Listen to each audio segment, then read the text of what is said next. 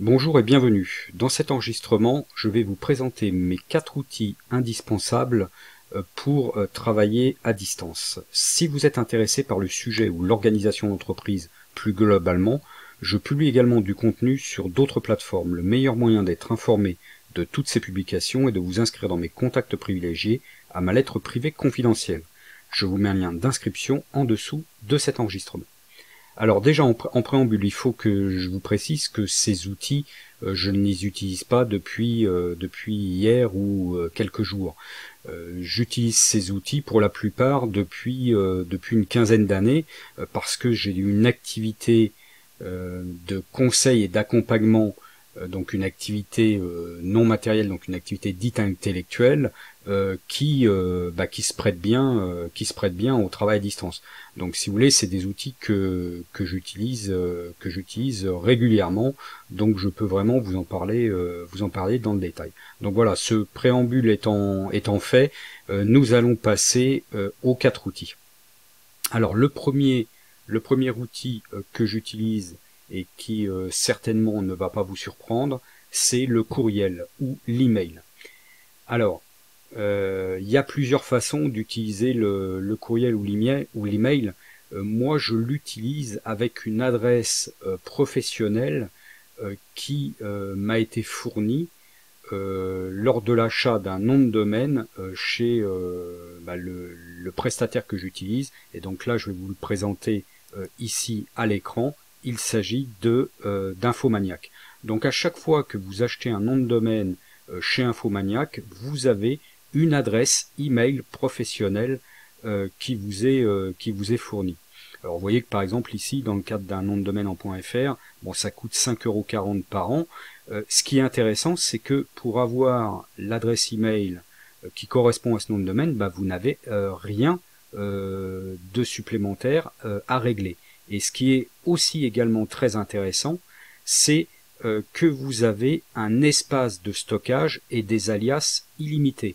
Donc ça veut dire que vous pouvez créer une adresse email qui s'appelle contact @votredomaine.com, donc là comme l'exemple qui est donné ici, et vous pouvez aussi créer une adresse administratif @votredomaine.com, technique @votredomaine.com, etc. Donc ça, c'est ce qu'on appelle des alias. Donc tous ces alias arriveront dans votre boîte email principale qui sera contact @votredomaine.com ou .fr. Donc voilà. Et les messages stockés à l'intérieur sont illimités. Donc là, c'est vraiment quelque chose d'assez intéressant. Bon, je vous mettrai également en dessous de cet enregistrement. J'ai fait une vidéo sur mon avis sur l'hébergeur, donc Infomaniac, donc je vous mettrai le lien en dessous de l'enregistrement. Et j'ai également fait un podcast sur pourquoi et comment gérer les courriers électroniques de son entreprise. Donc je vous mettrai également le lien de ce podcast en dessous de cet enregistrement. Donc je ne vais pas m'étendre plus longtemps sur le sujet, mais vous comprenez bien qu'aujourd'hui, l'adresse de courriel ou l'adresse email, c'est vraiment un élément stratégique. Il faut vraiment que vous n'ayez pas de problème de fonctionnement à ce niveau-là. Le deuxième outil que j'utilise et qui ne va pas non plus vous surprendre, c'est le téléphone. Donc le téléphone, j'utilise de deux types. J'utilise le téléphone mobile et j'utilise une ligne de téléphone fixe. Alors par contre, ce qui est peut-être un tout petit peu particulier, c'est qu'en téléphone fixe, j'utilise une ligne que l'on appelle donc VoIP, de voix sur Internet. Et donc là, je vais vous présenter donc le prestataire que j'utilise. Il s'agit en l'occurrence de Infomaniac. Et bon, c'est pareil, hein, je vous mettrai ce lien en dessous de l'enregistrement. Et ce qui est intéressant, c'est que Infomaniac fait une offre qu'il appelle VoIP découverte et qui coûte 99 centimes hors taxe par mois. Et qu'est-ce que vous avez pour ce prix-là? Vous avez un numéro de ligne géographique Donc si vous êtes sur région parisienne, ça peut être un numéro en 01 quelque chose. Si vous êtes dans le sud de la France, ça peut être un numéro en 04 quelque chose. Donc vous avez possibilité, je crois de mémoire, de choisir le numéro que vous souhaitez parmi une série qui est proposée par OVH. Vous avez également droit avec ça aux appels vers les fixes plus 40 pays en illimité. Alors par contre c'est illimité, mais vous ferez attention parce qu'il y a quand même des conditions. C'est que c'est limité, c'est malgré tout limité, je crois, à 99 destinataires par mois, et la durée de l'appel doit être inférieure à 60 minutes. Donc dès qu'on dépasse dès qu'on dépasse les 60 minutes ou dès qu'on dépasse les 99 destinataires, les communications sont facturées en sus des 99 centimes. Alors l'avantage de cette ligne, bon, outre ce que je viens déjà de vous présenter, c'est qu'on peut avoir les messages qui sont déposés sur la messagerie de la ligne fixe. On peut avoir les messages par courriel, donc vous pouvez les recevoir. Donc ça c'est assez pratique. L'abonnement est sans engagement, ni frais d'installation. Vous avez également la portabilité qui est offerte. Donc si vous avez un numéro que vous avez déjà à récupérer, vous pouvez le conserver sur cette ligne VoIP. Et enfin, vous pouvez, vu qu'on est dans un contexte d'entreprise, ce qui est intéressant, c'est que vous avez une facture également de OVH Télécom avec le montant hors taxe, la TVA, donc pour que vous puissiez enregistrer ça sur votre entreprise ou votre société et récupérer la TVA. Et le dernier point intéressant donc de cette offre, c'est que vous pouvez alors pour pouvoir réceptionner les appels, il faut avoir soit un téléphone qui soit compatible avec la VoIP que vous branchez sur votre box internet, soit télécharger une application que vous pouvez mettre sur votre téléphone Android. Donc l'application que moi j'utilise, ça s'appelle C-SIP Simple. Donc C comme Catherine, SIP donc comme le protocole, SIP, et simple comme le mot simple. Donc ça c'est une application qui vous permet de paramétrer la ligne VoIP sur votre téléphone mobile et d'avoir les appels comme vous l'auriez sur un téléphone VoIP que vous auriez branché sur votre box internet. Donc le gros intérêt, c'est que vous pouvez avoir sur votre lieu de travail un téléphone VoIP que vous branchez sur votre box, et quand vous n'êtes pas sur votre lieu de travail, vous connectez votre application Android sur votre téléphone et vous recevez directement tous les appels sur votre téléphone Android, et ça de manière totalement transparente pour votre interlocuteur, et aussi totalement gratuite. Il n'y a pas de transfert ou de renvoi d'appel à faire. Donc voilà pourquoi je vous ai parlé de cet outil, parce que c'est vraiment quelque chose qui est extrêmement pratique pour les petites entreprises donc qui sont en mobilité. Donc pareil, je vous l'ai déjà certainement dit, mais je vous mettrai le lien de cette page en dessous de cet enregistrement.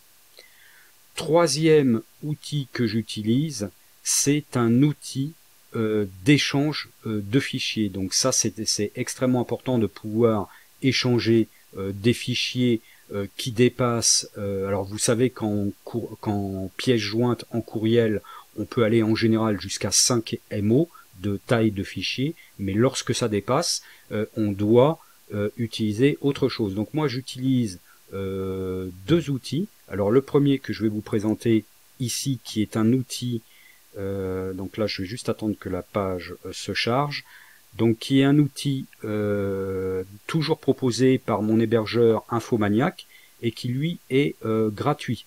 Donc il permet d'envoyer, donc il n'y a pas besoin d'être hébergé chez Infomaniac ou quoi que ce soit, il suffit de renseigner cette adresse-là, donc ça c'est pareil, hein, le lien je vous le mettrai en dessous de l'enregistrement, il suffit de se connecter à cette adresse-là et vous pouvez par le biais de cette page. Envoyer des fichiers, donc là c'est jusqu'à 50 gigas, donc on vous précise que c'est gratuit et sans inscription. Les fichiers sont stockés en Suisse et on peut garder les transferts jusqu'à 30 jours. Donc là vous voyez, si je clique sur j'accepte, j'ai une petite fenêtre pour télécharger le fichier qui s'ouvre. Il me suffit donc de glisser le fichier à cet endroit là pour qu'il soit téléchargé. Ensuite vous allez obtenir, alors je vais juste cliquer dessus pour voir s'il m'affiche, ah non là il m'ouvre la fenêtre pour télécharger un fichier. Donc après ce qui va se passer, bah, vous allez avoir un lien que vous allez pouvoir envoyer par email à votre correspondant et votre correspondant pourra télécharger directement le fichier sur la plateforme swisstransfer.com. Donc voilà, ça c'est un outil assez simple que j'utilise lorsque j'ai à transmettre des fichiers à des personnes, je dirais, qui ne sont pas déjà dans mes contacts. Parce que quand j'ai des personnes qui sont déjà dans mes contacts, j'utilise ma plateforme Nextcloud. Donc je vais vous présenter la plateforme Nextcloud.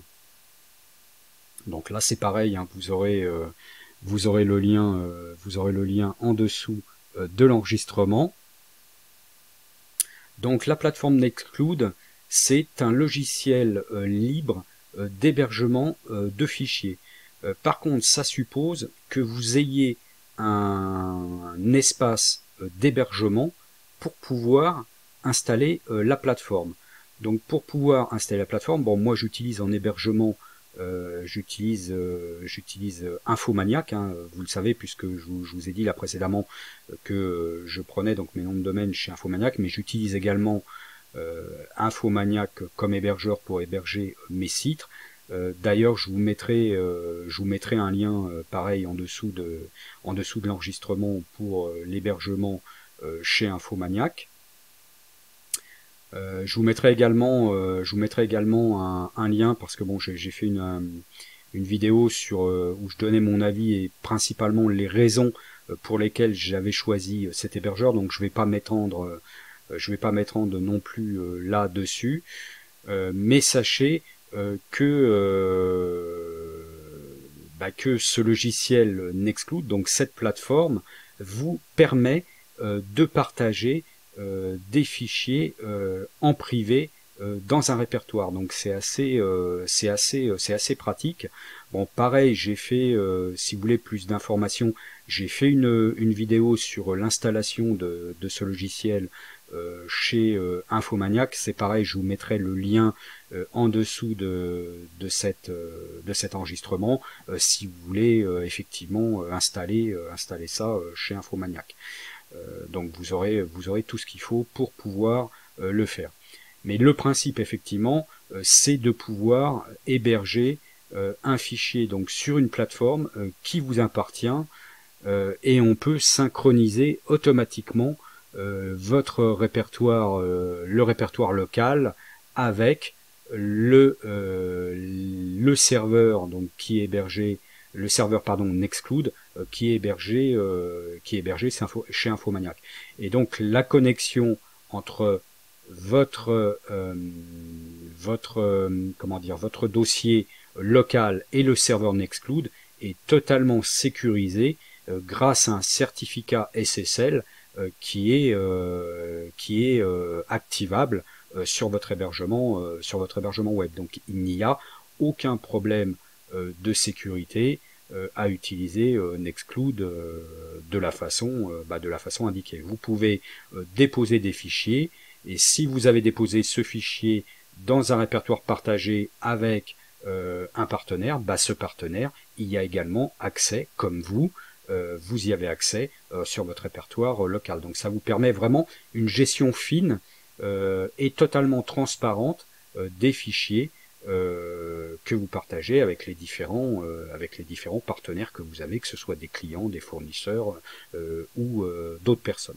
Donc voilà, pour l'échange de fichiers, donc je vous ai présenté deux outils, donc Swiss Transfer, donc qui ne nécessite aucune inscription et qui permet juste de partager un document en fournissant un lien, et la plateforme Nextcloud qui vous permet là par contre qui demande un petit peu plus d'installation, donc qui demande un hébergement chez Infomaniac et d'installer le logiciel Nextcloud, mais après c'est vraiment une sécurité, c'est vraiment quelque chose que vous pouvez utiliser, je dirais, de façon permanente. Alors, je vous cache pas qu'il y a d'autres solutions, hein, d'ailleurs que vous connaissez probablement certainement, hein, dont on entend parler assez régulièrement. Donc vous avez des solutions comme Google Drive, comme Dropbox, comme OneDrive, comme Amazon Cloud, comme Apple iCloud, comme DigiPost. Enfin, les solutions de cloud ne manquent pas. Moi, je vous ai présenté Nextcloud parce que c'est quelque chose qui est à base d'un logiciel libre et que vous pouvez maîtriser en hébergeant cela directement sur votre propre hébergement web. Donc voilà, grosso modo, l'intérêt de Nextcloud. Par contre, ce que je ne vous ai pas dit non plus et que je vais vous présenter maintenant, c'est que Infomaniac propose également un système de cloud tout fait qui s'appelle K-Drive. Alors K-Drive, vous voyez, vous avez la page là, c'est pareil, je vous mettrai le lien en dessous de l'enregistrement. Bon, pour tout vous dire, je ne l'ai pas testé, mais ça semble vraiment intéressant et prometteur. Mais je ne l'ai pas testé puisque moi j'utilise Nextcloud en fait sur mon hébergement. Par contre, j'ai regardé dans K-Drive, donc je connais le sérieux un Infomaniac, donc ça me poserait pas de problème de l'utiliser. Par contre, j'ai regardé un petit peu, si vous voulez, les tarifs, et je m'aperçois que pour une utilisation entreprise, donc il y aurait donc plusieurs utilisateurs. Donc là, la première version à 4,99 par mois ne serait pas suffisante puisqu'il n'y a qu'un utilisateur. Par contre, la première qui serait suffisante, ça serait celle effectivement à 10 euros TTC par mois, donc 120 euros par an, et qui elle comprend 6 utilisateurs. Alors par contre, c'est quelque chose qui est vraiment,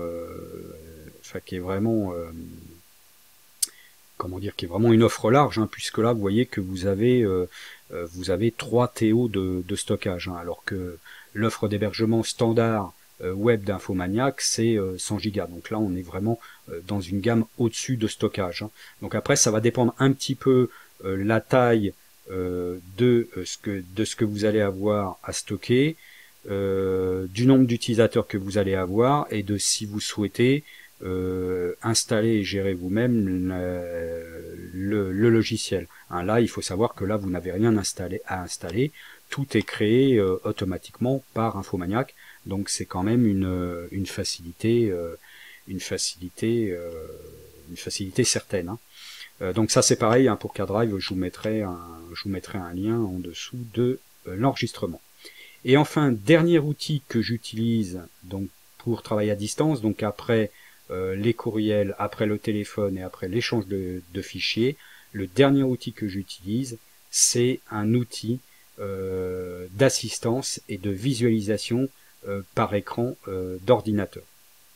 Donc je vais vous présenter tout de suite la page du service que j'utilise. Donc le service que j'utilise, c'est DWS, donc dwservice.net. Donc c'est pareil, hein, je vous mettrai le lien en dessous de l'enregistrement, et je vous mettrai également un lien parce que j'ai fait il y a un certain nombre de mois un tutoriel sur l'utilisation de ce logiciel. Bon, entre-temps, comment dire, le design du site internet a un petit peu changé, mais l'utilisation n'a pas bougé d'un poil, hein. Donc vous pourrez vous servir du tutoriel soit pour assister quelqu'un à distance, soit pour être assisté, hein. Mais grosso modo, le fonctionnement du logiciel, de cette application en ligne, est extrêmement simple, hein. Donc vous voyez qu'elle est, donc c'est indiqué ici, hein, simple, c'est gratuit, et en plus c'est open source, hein. C'est le fonctionnement est relativement simple. La personne qui souhaite être assistée va aller télécharger ici un petit fichier exécutable en fonction donc de son système d'exploitation. Donc là, l'application détecte que je suis sous un système d'exploitation Windows, hein, x86. Donc effectivement, hein, puisque je suis ici sous un Windows 10, donc il détecte mon système d'exploitation, et je n'ai plus ici qu'à cliquer ici pour télécharger le petit fichier exécutable, si je voulais me faire assister. Ensuite, j'exécute ce petit fichier exécutable, et une fois que j'aurai exécuté ce fichier exécutable, il va m'afficher un numéro d'identifiant et un mot de passe. Donc la personne qui va m'assister devra ici saisir l'identifiant, donc le numéro d'identifiant donc que je lui aurais donné et le mot de passe que je lui aurais donné. Elle cliquera sur se connecter et alors la personne aura accès à mon ordinateur et pourra notamment voir mon écran. Donc vous voyez que dans le fonctionnement, c'est extrêmement simple. Alors l'avantage c'est que la personne qui est assistée voit ce que entre guillemets l'assistant fait sur son ordinateur. Ce qu'il faut aussi que je vous dise, c'est que par exemple, même si vous avez donné ici un numéro d'identifiant et un mot de passe à la personne, il faut savoir qu'à partir du moment où vous fermez le fichier exécutable que vous avez lancé au départ, la personne ne peut plus se connecter sur votre ordinateur. Il n'y a plus d'accès possible. Donc c'est quand même une sécurité pour vous et c'est limité au moment où vous avez exécuté le petit fichier que vous avez téléchargé sur ce site. Donc la personne ne peut pas, une fois que vous lui avez donné le numéro d'identifiant et le mot de passe, elle ne peut absolument pas se connecter quand elle veut sur votre ordinateur. Il faut pour cela que vous ayez exécuté le fichier téléchargé et que vous lui ayez donné le mot de passe, parce qu'il faut aussi que je vous précise que le mot de passe change à chaque fois que vous lancez de nouveau le fichier exécutable. Donc il n'y a pas de problème de connexion intempestive. Et enfin, dernier point, c'est que ce logiciel-là, couplé à un appel téléphonique, ça vous fait un live quasiment comme un rendez-vous en face à face. Hein. Vous avez sauf que vous voyez pas effectivement le visage de la personne, mais vous avez exactement les mêmes fonctionnalités puisque vous intervenez, vous avez la personne qui intervient sur votre ordinateur et qui vous parle en même temps pour vous dire ce qu'elle fait et pour vous expliquer en fait ce qu'elle fait. Donc c'est pour moi la façon aujourd'hui idéale de travailler à distance. Donc voilà les 4 outils que j'utilise depuis un certain nombre d'années et que je voulais vous présenter. J'espère que cela a pu répondre aux questions que vous pourriez vous poser pour le travail à distance et que vous avez aimé ce contenu. Dites-le moi en cliquant sur le pouce en haut de couleur bleue pour me dire que vous avez aimé, ou le pouce en bas ou de couleur rouge dans le cas contraire. N'hésitez pas non plus à me contacter en cas de besoin.